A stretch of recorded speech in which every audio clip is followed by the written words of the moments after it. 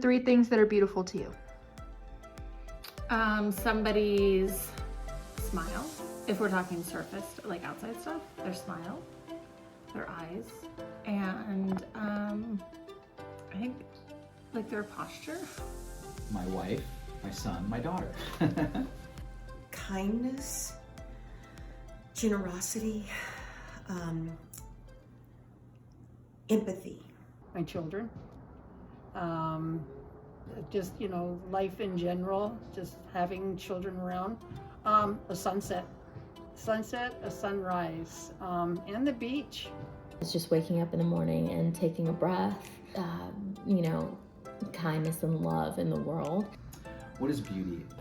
There's an expression that beauty is in the eye of the beholder. So beauty is, an accumulation of characters that is attractive to somebody, but what are they attracted to, right? There's beautiful women, there's beautiful cars, there's beautiful mountain ranges. So it's what's beautiful to you is what's beautiful, right?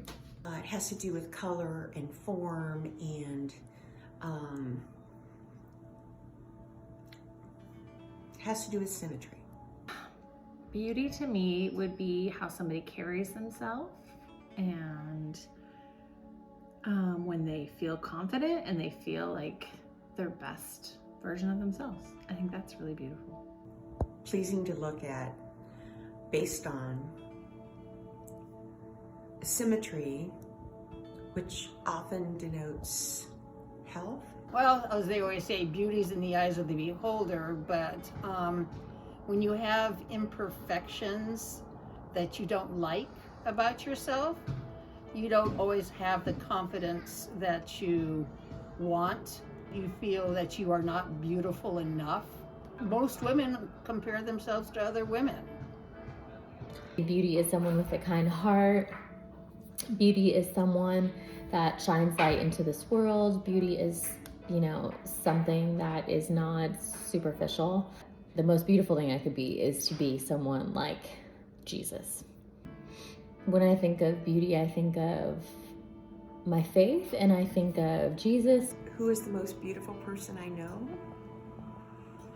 And there are several. But I believe my neighbor is one of the most beautiful people I know. She is not only elegant, but she is kind and gracious and caring. And she gives above all else of herself to anyone who needs her. And I find her stunning. I'm going to say that that's my mom or my family and the people that I love. I don't know that I have somebody that I could say is the most beautiful person, but I've stopped people in stores before where there's nothing fancy or outwardly beautiful about people, but have just told them how beautiful they are because they exude this like joy and love and confidence no matter what they're wearing. That just makes them beautiful. I'd have to say my daughter. Yeah, no, she is the pride and joy of my life. She has grown to be such a beautiful woman and strong, independent, is raising her children the right way. Just a beautiful soul, I probably don't have one individual person, right? And like I said, beauty is a lot of things, and it might be how you look or what your personality is, what attributes you have. So I don't think I have a favorite there. How has beauty affected your life? It's affected my life, my whole life. Because growing up, I was always on the bigger side. And so I never really thought about it a lot until getting older, when you don't get asked to prom. You don't get asked on dates. You get passed over because you're bigger. That was huge. There was a lot of stigma with having the perfect body. Depending on how old I am, it has shifted. So beauty when I was younger was defined by the person that I was with. And the older I get, the more beauty is defined by me and not what I watch or what I see or what I'm told. I do think that there is something to be said about pretty privilege. I remember being super, young, like in middle school, and hoping that one day I would be pretty, because I didn't feel like I was pretty at all, and I didn't feel confident in my skin. There was a time after, like, I felt really confident and I had, done what I did, which was get my breasts done. I was like, oh man, like I feel so good. And I think that showed on the outside, which then, I remember there were seasons of my life where I felt like just really happy, because I just felt so comfortable in my skin. I do think, like, when you feel good on the outside, then, sometimes, it takes you on, like, it gives you a little bit of a high, but that doesn't last forever, so. I think beauty is important, right? It's important to people that they feel good about themselves. I think it's important to people because they want to be beautiful to others. So I think it plays a very big role in our society. Beauty's important. You have to be beautiful to yourself, but women will never be happy with themselves. You look at yourself in the mirror and yourself compare yourself to other women. So it was always, that's why I always felt down on myself. I never thought I was beautiful enough. Beauty is important, but I don't think superficial beauty is important. I think taking care of yourself is important, and that can equate to feeling beautiful. What is beautiful to society, or what are society's standards? Society standards have changed, right? It used to be that, especially in the plastic surgery world, people wanted to be youthful. They wanted to be healthy appearing, and in the past they'd have plastic surgery and be very discreet about it. But now people know plastic surgery is a pretty common thing that people have, so it's out there, right? So society almost expects people to be beautiful because we have all these, procedures, these choices available to do things about it, right? So I think society nowadays, more so than before, expects people to be, as beautiful as they can be. Backwards and jacked up and traumatizing for little girls. Right, society standards now. Society standards before were, the perfect size. You had to, Bo Derek back in the day, running down the beach, Jane Fonda, you name it. Back in those days, it was the perfect body. Playboy was a hit, so everybody wanted to look like a Playboy bunny.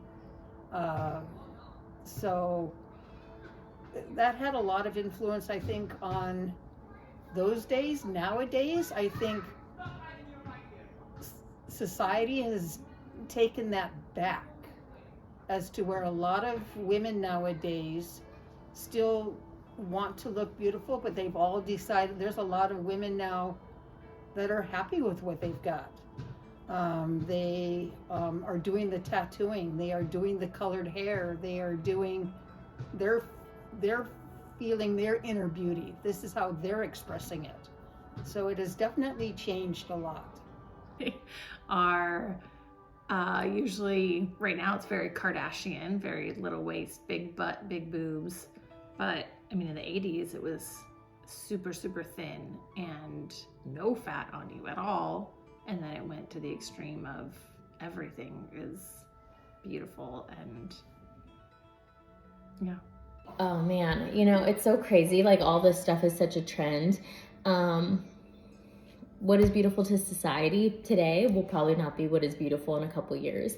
I know right now, with like getting your lips done or having like a super curvy body and like, a big butt and like all those things, like those are the things that are beautiful right now. And I know for me, as someone that is petite and smaller, like I battled the thought of like, oh man, like my body is not, curvy enough, or like I've had some times where I'm like feeling little body dysmorphic or whatever. My dog is going crazy.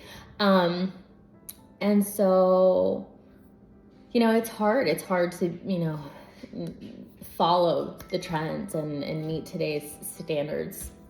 And I know, like, I battle it all the time. So why did I want to get plastic surgery?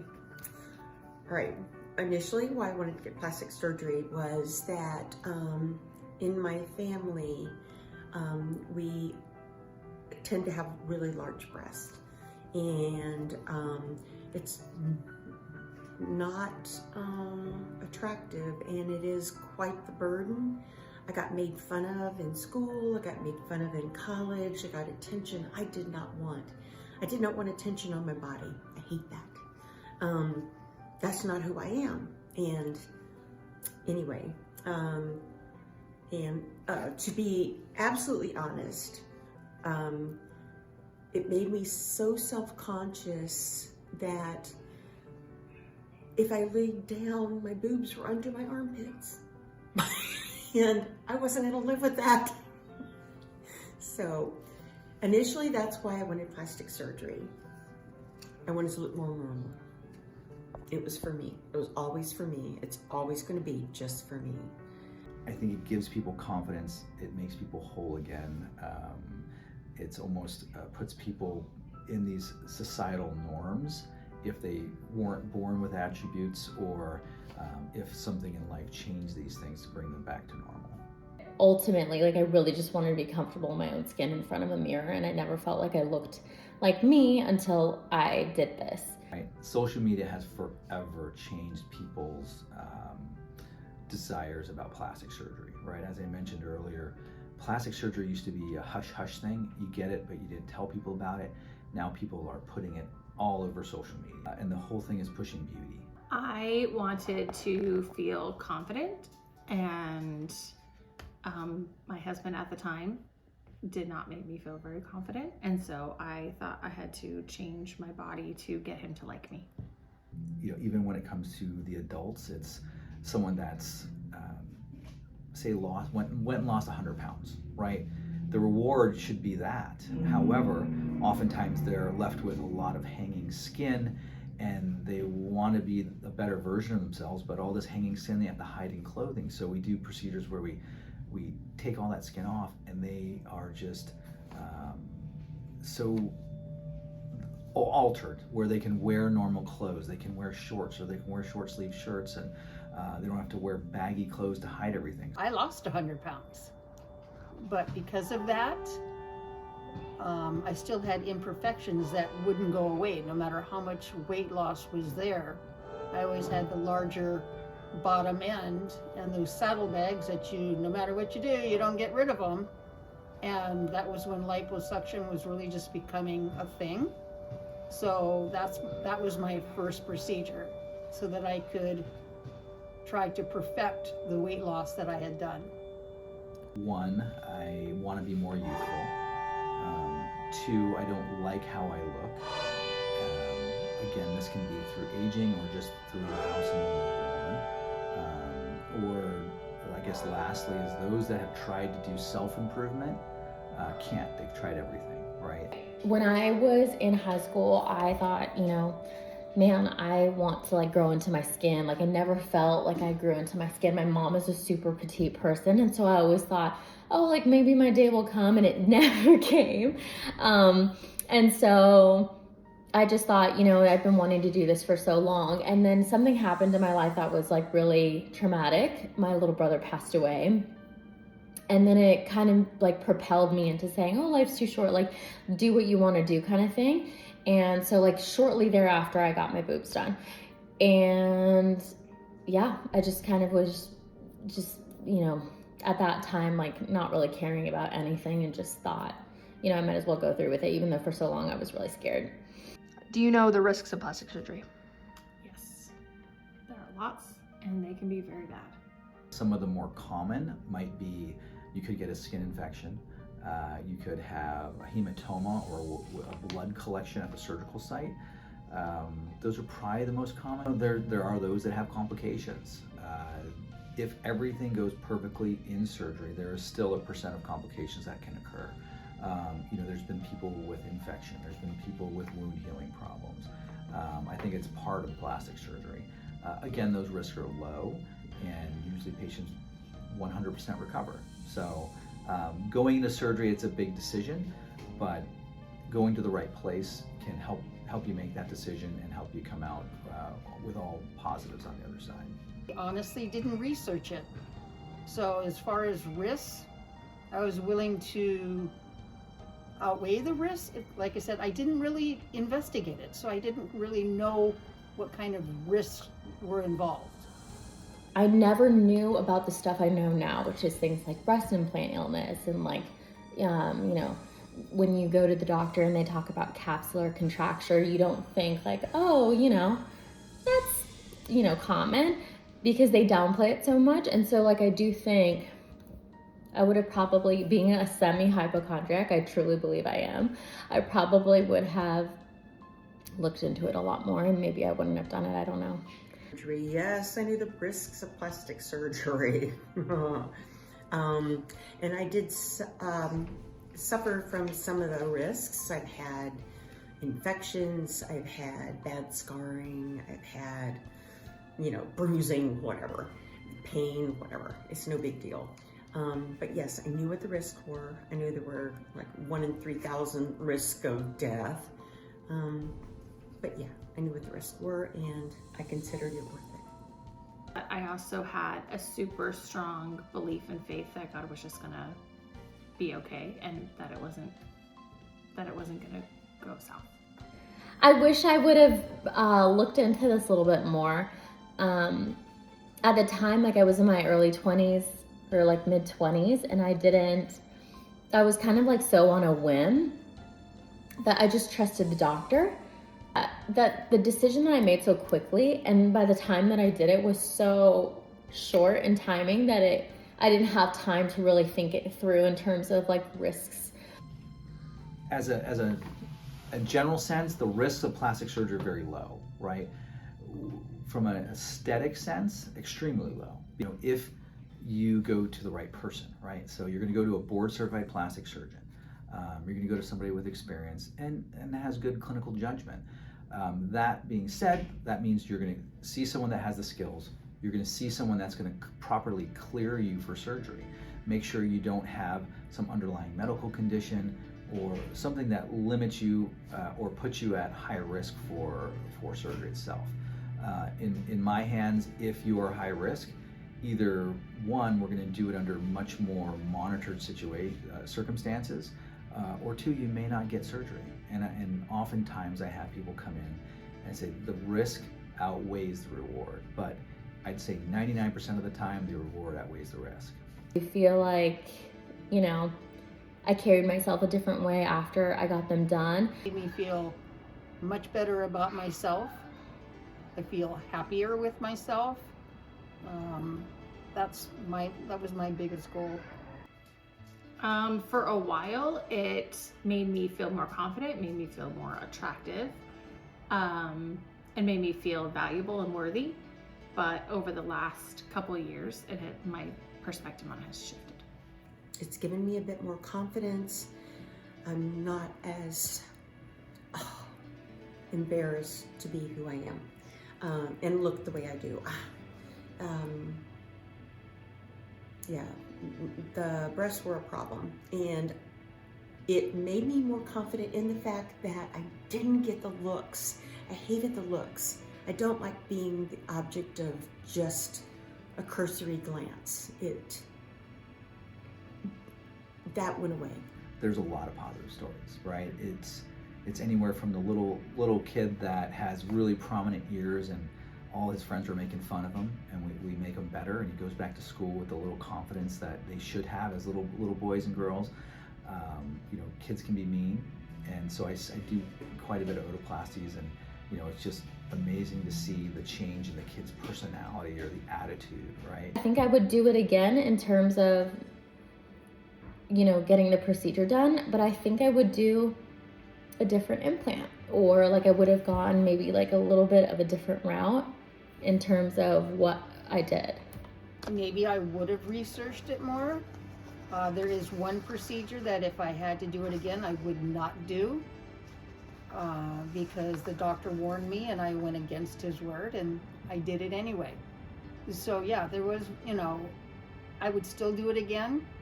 And as a matter of fact, I'm getting old enough to where I'm thinking about having more. For who I was at the time when I got it done, yes, it was worth it. It helped my marriage, it helped my confidence. There are parts of it that I would still do again and parts of it that I would have done differently. If there's things though that it's like doing whatever that is on the outside to heal whatever is on the inside, that's not going to be something that I would advocate for. I would definitely say, hey, there's limits to everything, and definitely fix whatever is on the inside first before, fixing the outside aesthetic. In my practice, if I don't think surgery is a good decision, or if I think you're asking for something that's unrealistic, or even maybe down the road you'll be unhappy with, I'm not going to perform surgery on you. The people that do to an extreme level where this Ken and Barbie, I don't think the doctors are in the right there. They should have the,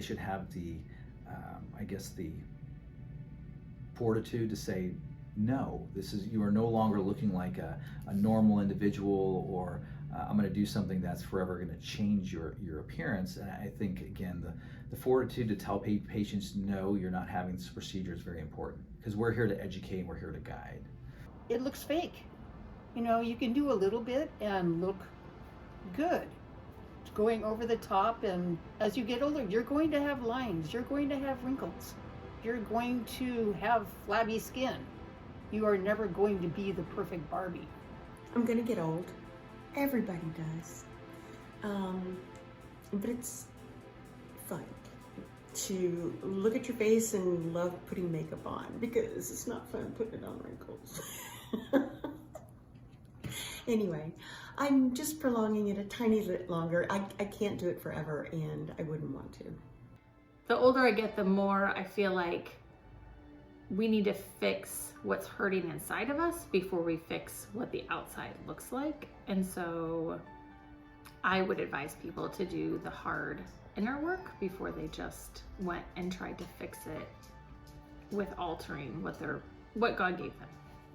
For some reason, I don't know, I think there's some beauty of looking different. I always think about hey, everybody's rare. If we're all supposed to look the same, then, this world would kind of be a weird place if we all started to conform to this norm that is society, The most important thing you do if you're going to have cosmetic surgery is go to a board-certified plastic surgeon, right? There's lots of smoke and mirrors, right? If someone's going to call themselves a cosmetic surgeon, you have to look a little deeper, right? All me and my colleagues, we call ourselves plastic surgeons because we went through rigorous training. You're talking 5, 6, 8 years of training to become a plastic surgeon. The medical boards unfortunately don't restrict physicians from doing cosmetic surgery, and so you got to watch who you're going to, do your research. Ultimately, it's going to keep you safe and in good hands. Another thing that I would add is that there is a line from an Ingrid Bergman film that I love, where she has all these suitors, and she is obviously gorgeous. And they say, you're just gorgeous. And her response is, yes, isn't it lucky? It is lucky.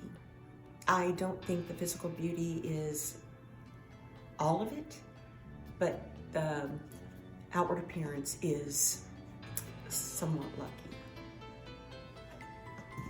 I'm getting my boobs out because I'm older and realizing that I am valuable and worthy regardless of if I'm an A or a double D. And I really want other people to know that and feel that and love themselves exactly as God made them, because He did not make a mistake on any single one of us.